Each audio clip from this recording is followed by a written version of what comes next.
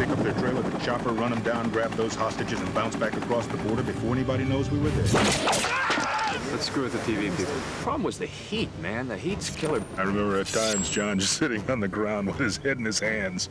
Like, what the hell have I gotten myself into? For every shot, there's 6, 8, 10 passes of things. So this was our day. It was like 14 hours of work. It was a real boot camp. Pure hell. I got to go back 15 years and relive everything, except this time to enjoy it and not worry about having to die.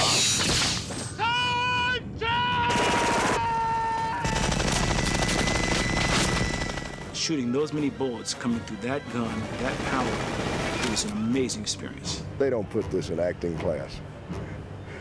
They'd have a bigger dropout rate. If it bleeds, we can kill it.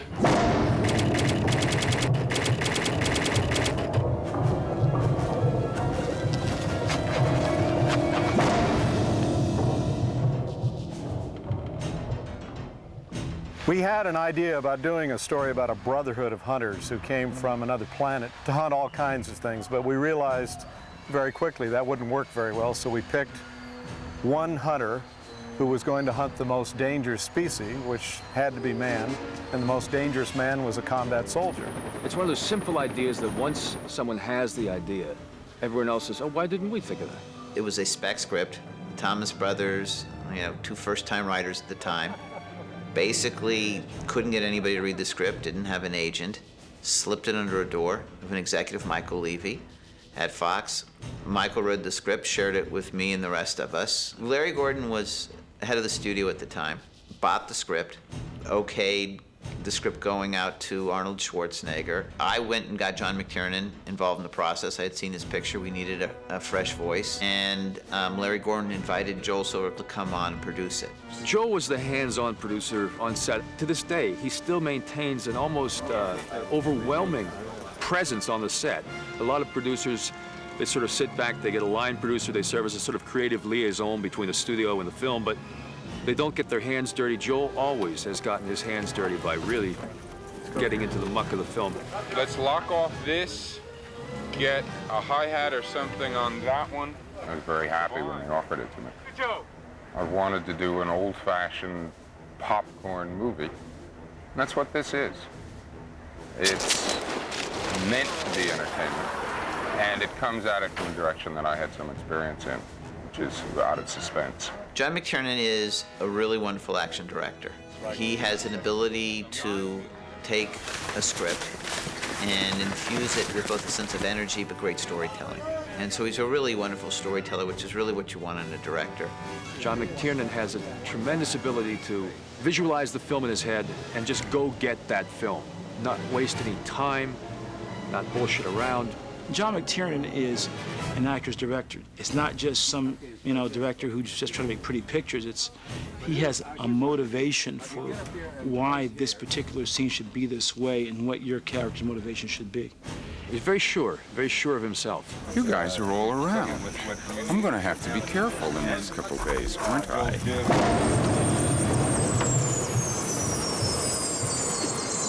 I always wanted to do a film like The Wild Bunch or The Magnificent Seven or something like that, where a team of guys work together, and rather than relying just on yourself. And it's much more realistic. But each one of these guys are very powerful guys. They're not only just great actors, but they're physically very strong, they're very well experienced, and they're equals of mine. You son of a bitch. There are very few people who can be the counterweight to Arnold. What's the matter? The CIA got you pushing too many pencils? Make it easy on yourself, Dutch. I wanted somebody very strong, who's a good actor as well as being very physical. And there were very few people around you could consider. Once we got the list out, Carl jumped right out. Yeah, I was hanging out in that jungle called Hollywood, very much like this jungle here. Went in one day into this office. It was very hot, steamy like today. A lot of bugs crawling over you and that kind of stuff. Went into this producer's office, was very air conditioned, saw this name outside. you know, neon light and a fan inside and all that stuff, bush kind of furniture and stuff. So I walked in, sat down, made myself comfortable, and this man kept walking back and forth, back and forth. Finally, he was introduced to me, Joel Silver, the producer, and he comes up to me and he looks at me and says, "Hey, kid, you know what? I got a place for you. I got a movie for you. I want to do a movie about boxing. But before I do that, I've got another movie, In the Jungle. You look like you belong there. How about being in this movie? I'm gonna make you famous. I discovered you." Just like every other producer I've met right over the past 15 years, they discovered. I said, sure, I'll do this movie for you, right? So that's how I'm here. You're hit. You're bleeding, man. I ain't got time to bleed. In there? I play a guy in this by the name of Sergeant Blaine, and Sergeant Blaine is a 250-pound, shall I say, killer who chews tobacco. Bunch of slack-jawed faggots around here. This stuff will make you a goddamn sexual tyrannosaurus. Just like me. Oh, Jesse was a hoot. He came on very big, and it took us a little while to calm him down and get him closer to real. This movie was dominated by larger-than-life personalities. John! Over here. Bill is a spectacular actor. He's a ringer in the group. I had worked for Joel previously in a film entitled Commando, and we had a good time on that. Arnold and I got along real well. You scared, motherfucker? Well, you should be, because this Green Beret's gonna kick your big ass. I ate Green Berets for breakfast. He liked that, and so he hired me. My character has a fair amount of emotionalism that I have to bring out. Holy Mother of God. The environment that we're in lends itself so dramatically to the actual jungle experiences that I had when I was in Vietnam. And it was just an instant deja vu. I've had a number of those. Billy, you know something. What is it? There's something out there waiting for us. And it ain't no man. Sonny was a hoot. The insurance company wouldn't let us hire him unless we got a bodyguard for him. And the bodyguard was not to protect Sonny. The bodyguard was to protect other people from Sonny. So we had this 6'8" tall giant man who just had to follow Sonny around 24 hours a day, the entire time he worked in the movie, and make sure that Sonny never misbehaved. Your money bags are getting in my shot there. The old women in the village cross themselves and whisper crazy things, strange things. El diablo cazador de hombres. The demon who makes trophies of man. I never say a word to Elpidia because her own intuitions are so good. She knows much more about the character than I do. Elpidia is a surprise, a delightful one. And go back up, Shane. See if you can get your head square out so you can look straight down. Predator was sort of concurrent with this other movie that I had done, Lethal Weapon, that I'd written. Sir, does it look like blood? Joel had asked me, do you want to do a draft of Predator? The studio's scrambling, and they'd like to kind of get a different version. I didn't want to, but he said, well, you just come down to Mexico with us anyway. We'll put you in the movie. So the idea was hatched.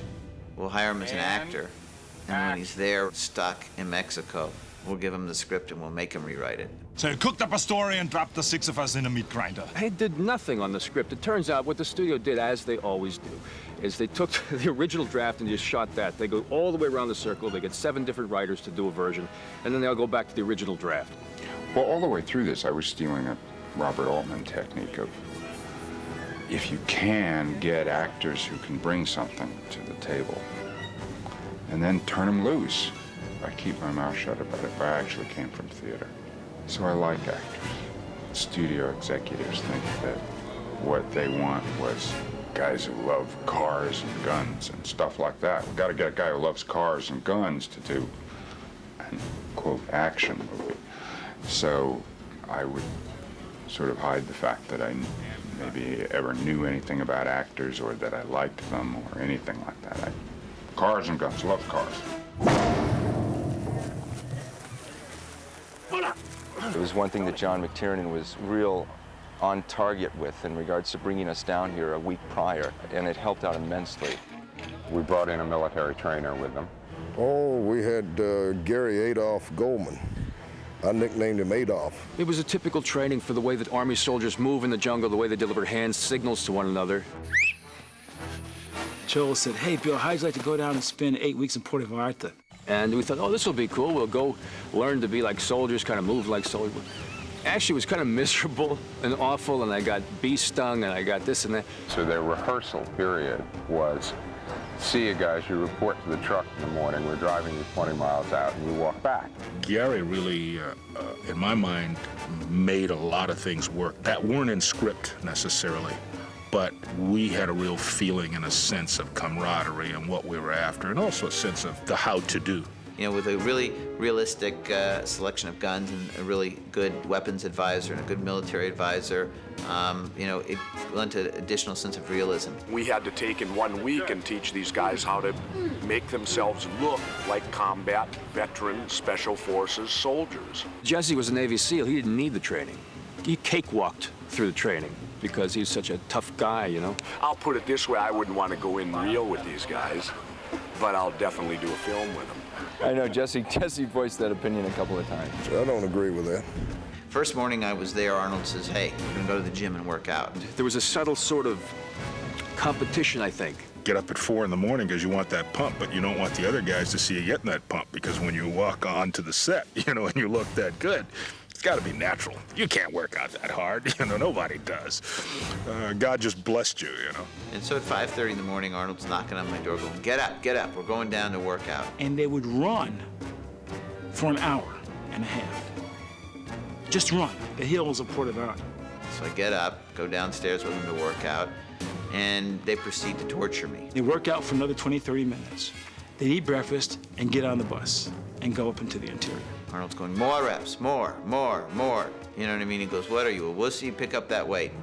After we finished work, they would come back, I'm not exaggerating, and run another hour and work out for another hour, eat, and then go to bed. Every once in a while, you know, you'd walk in there, of course, and there'd be another guy or two guys over in the corner pushing some iron, and, you know, I did a couple of times. You know, I walked in there and said hi to them and looked around and said, what are you guys doing? And wow, man, you guys are really working hard. And walk out, go find a place to get some coffee, wait till they're gone, and then go in after they're gone, you know.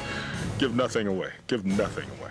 Well, 2 hours later, I couldn't move. I was completely unable, stiff, whatever, but not been more pain in my life. Arnold was taking great pleasure from this. The biggest thrill for me was when we hit wardrobe, and I happened to view Arnold's wardrobe tape, and when my arms taped out 1 inch bigger than Mr. Olympia's, that made Jesse Ventura feel pretty good.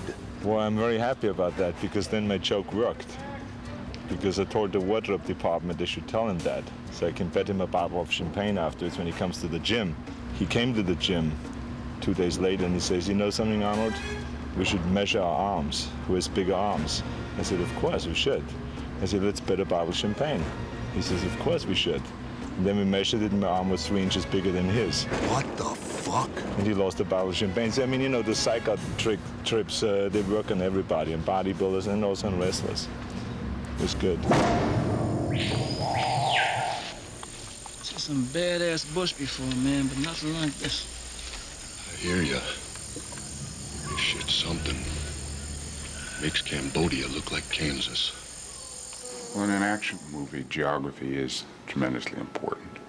Physical proximity or physical relationship is often at the center of a physical conflict. We've spent whole days working on hillsides that were, you know, like this. And I'm still walking around with a nearly broken wrist. I was climbing looking for a camera position, and the tree I was on broke and dropped me on my head. I think if you check with some of the other publicity people, you'll find there's a picture of the director sticking in a pile of rotten roots with his legs up, and that's it. The physical thing every day, you don't find yourself even sitting down. I mean, we had to prop this chair up so I could sit straight, right? Standing, you can't stand anywhere that's flat. It's always on an angle on a hillside. So even between the shots, you still have to, you know, it's still tension. It's always tension. Visually, you've got to create that whole environment that will put people a little on edge. It's a major minefield, and Don guided me through the minefield. I will be forever in his debt for that. All the accoutrements of gripping equipment and lighting and all the rest of it have had to be hauled up and down hills endlessly. actually very, very heavy real jungle is cinematically not very interesting because you can't see anything. You know, your horizon ends at about 4 feet. We would wind up going through and trimming out leaves, not doing any damage, trimming out leaves so that you could see through at some distance. If you look at Predator just as a design of a film, it's extremely well designed. We've had to use the environments that John and the producer selected for us and basically make those work. And we've had to build some trees. We've built 4 or 5 trees out of styrofoam and fiberglass to try and get some of the scale back into the jungle, some of the big root systems and just the large trees that you don't find in these areas.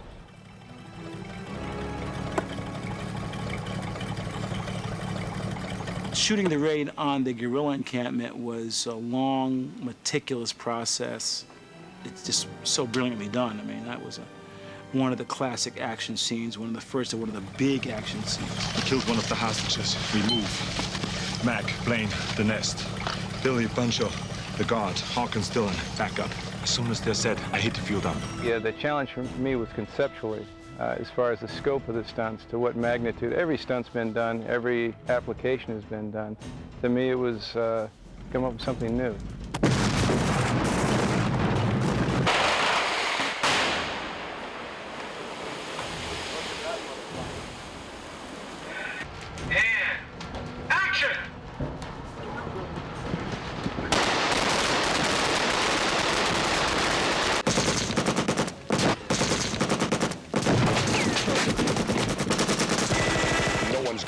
Teach me how to patrol through a jungle.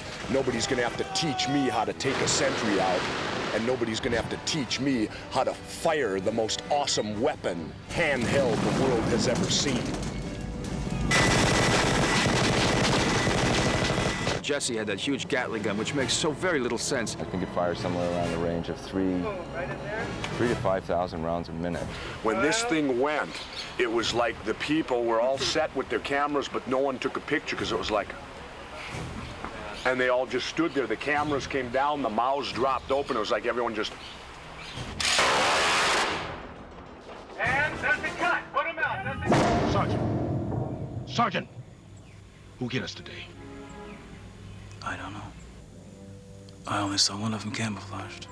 We never really saw the Predator, and that's one of the wonderful things about that movie. I mean, we saw, even when my character is shooting and the arm goes off and all that sort of stuff, what my character saw was this sort of apparition that looked like the plants, but he saw the movement. When you design for visual effects, there are many more parameters that have to be considered than just the camera in action. We have a red suit that he runs around in the jungle with, and we pull mats off of it. The full camouflage effect, which is made up of a bunch of concentric inlines, we call them. There'll be the film that created the Predator, the background, and what's inside the Predator. We're also doing the heat vision that it uses to see with, so that the audience doesn't just see heat, which is kind of a disorienting image. We are shooting regular color film of the background and also a heat image all at the same time, and then combining them together later optically. So in order to do that, both cameras have to see from the same perspective, which we accomplish with a beam splitter, so that the audience knows what they're looking at, and yet at the same time you can see a very startling and spooky image of what the Predator sees. So that then when those glasses come down, you're real close to the camera, actually. Okay. We have a lovely little guy who comes to us from the optical house in New York. He takes measurements of everything, and the angles and this and that, and the, he's got a protractor alongside the camera and a surveyor's transit, and he checks absolutely everything and says, no, you can't shoot that, you can't shoot that. And he runs up and measures this and measures that. And 3 hours later, he says, all right, maybe you can try it. And that requires sometimes 6 hours to shoot 1 3-second cut. We had to go off and start shooting the movie, and They were late turning out the Predator, and we all were desperately anticipating. It's coming, it's coming, it's coming. It's here today? No, tomorrow. Finally, the day it arrived. And they took the crowbars and pried it open and opened it and lifted it out of the box, and we all looked at each other and said, "Oh, are we in trouble?" Yeah, I don't know. Maybe if you shoot it from a low angle up, it would look bigger, you know? It just was kind of like underwhelming. The original Predator was not the Predator that you saw. The original Predator was a red figure with one eye in the middle on kind of stilts that on wires and so on. I just remember standing there and looking across through the trees, and there's this giant red thing coming like this. Like just exactly what we had not been trying not to have, because it was impossible to move, and it was terrible.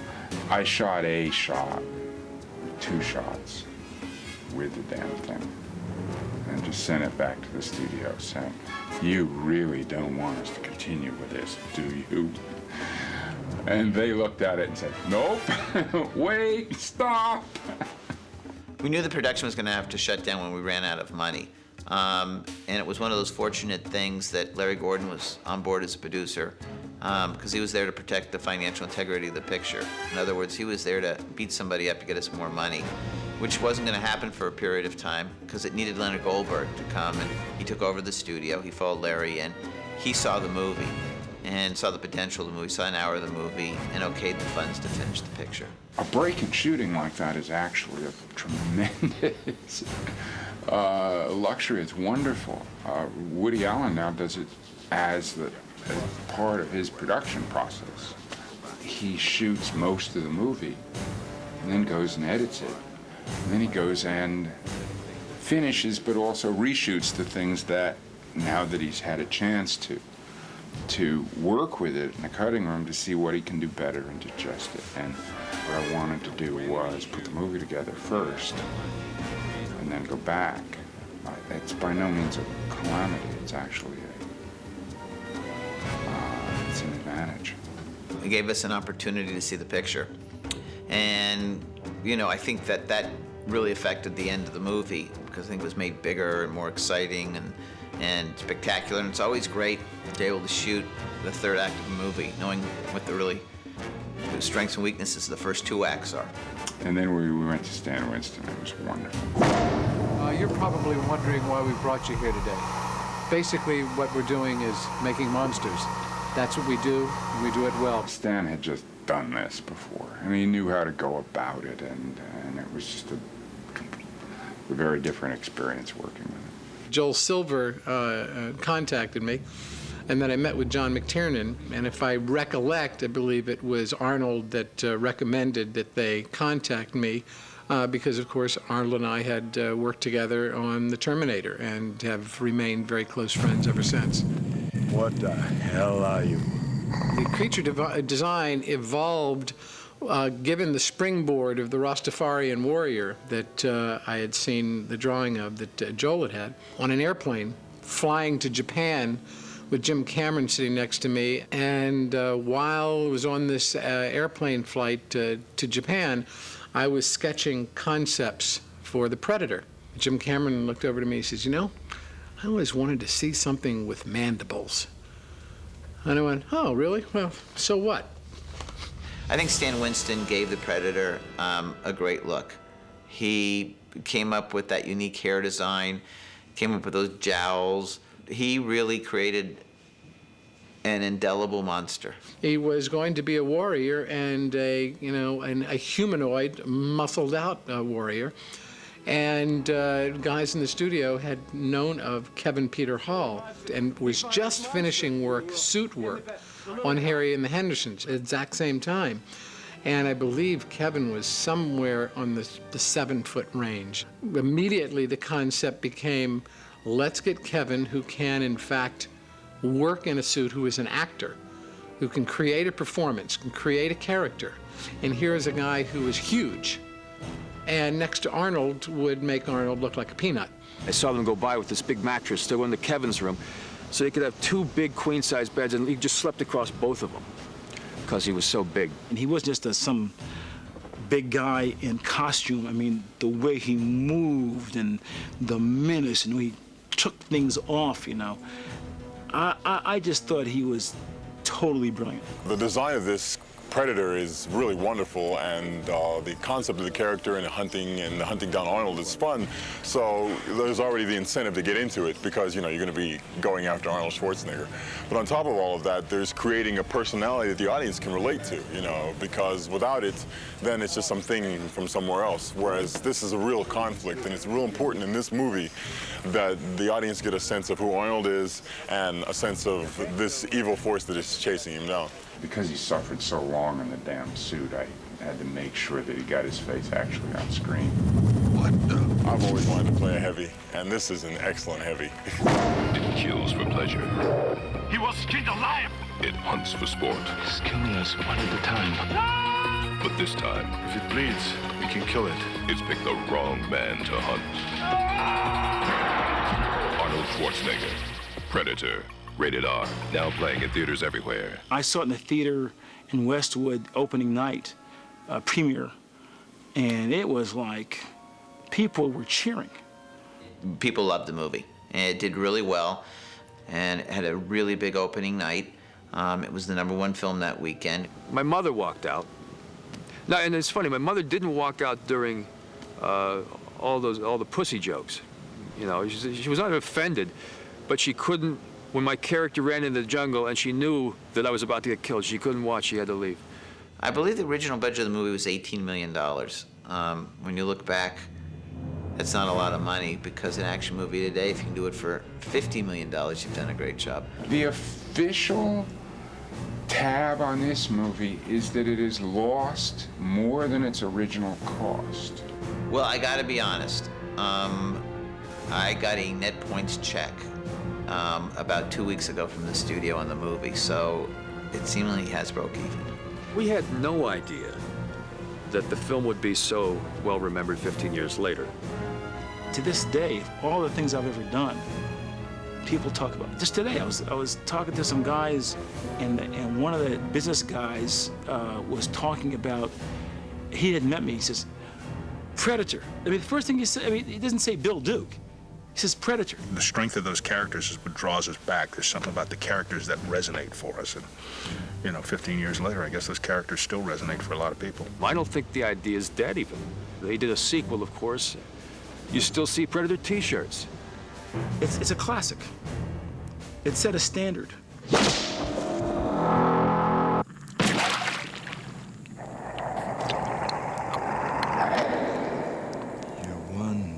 Ugly motherfucker.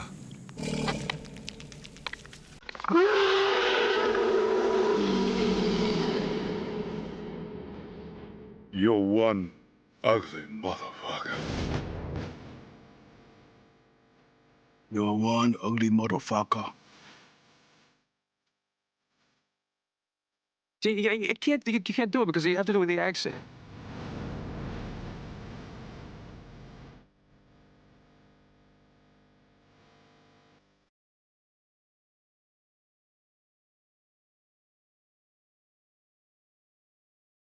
You're one ugly motherfucker. You're one ugly motherfucker.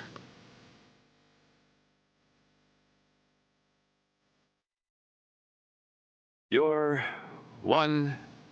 No, this is Shatner version. I don't know. I'm not gonna say it. All right.